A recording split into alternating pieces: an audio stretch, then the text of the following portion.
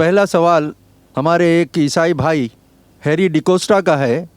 वो सवाल करते हैं कि कुरान तो कहता है कि ईसा मसीह कलीमतुल्लाह और रूहुल्लाह है, ये सब तो साफ साफ बतलाता है कि वो खुदा है। हमारे ईसाई भाई मिस्टर हैरी ने सवाल पूछा है कि कुरान मजीद में ज़िक्र आता है कि ईसा अलैहिस्सलाम कलीमतुल्लाह है और रूह अल्लाह है, तो इससे ये साफ ज़ाहिर होता है कि ईसा अलैहिस्सलाम खुदा है। जिस आयत का ये ज़िक्र कर रहे थे वो थी कुरान मजीद की आयत सूरह आल इमरान की सूरा नंबर 3 आयत नंबर 45 आयत नंबर 45, जहाँ अल्लाह सुब्हानहू व तआला फरमाते हैं इसकालतुल मलाइकतु या मरियम इन्नल्लाहु युबश्शिरुकी बिकलिमतिन मिन इस्मुहुल मसीहु ईसा इब्नु Maryam. Behold, the angel said, O Mary, Allah giveth glad tidings to thee of a word from him. His name shall be Jesus, the son of Mary.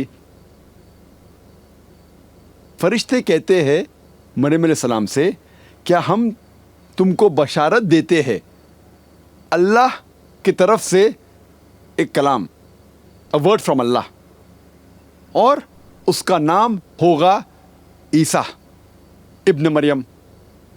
Quran में लिखा है ईसा अलैहिस्सलाम को लक़ब दिया गया है कलीमतुल्लाह, जिसके मानिए अ वर्ड फ्रॉम अल्लाह, अल्लाह की तरफ से कलाम।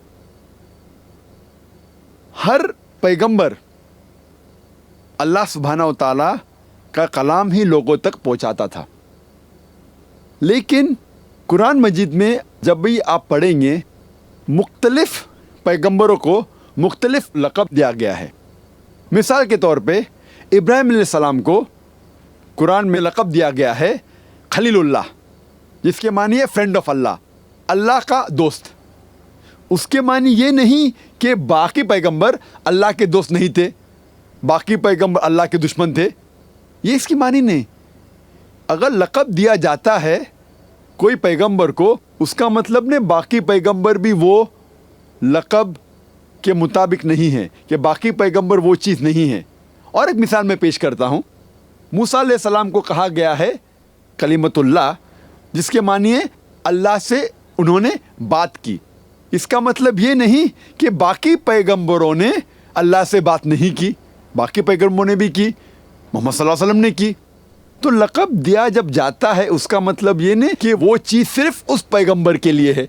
जब ईसा अलैहिस्सलाम को कहा जाता है कलीमतुल्लाह, मतलब अ वर्ड फ्रॉम अल्लाह, अल्लाह की तरफ से कलाम, वो बेशक थे क्योंकि पैगंबर थे, लेकिन बाकी पैगंबर भी अल्लाह की तरफ से कलाम थे। जो दूसरी बात भाई ने पूछी, ईसा अलैहिस्सलाम को कहा गया है रूह अल्लाह, उन्हें हवाला नहीं दिया। वो जिक्र कर रहे थे कुरान मजीद की आयत सूरह निसा की सूरा नंबर 4 आयत नंबर 171 में, जहाँ कहा गया है ईसा अलैहिस्सलाम को रूह अल्लाह, जिसके मानिए स्पिरिट फ्रॉम अल्लाह, अल्लाह की तरफ से रूह।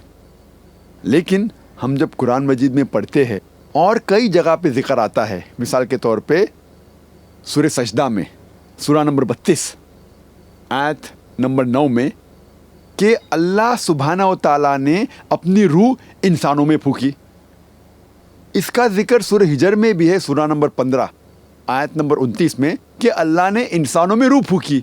इसके माने ये नहीं कि सब इंसान खुदा बन गए, it doesn't mean a pantheistic form.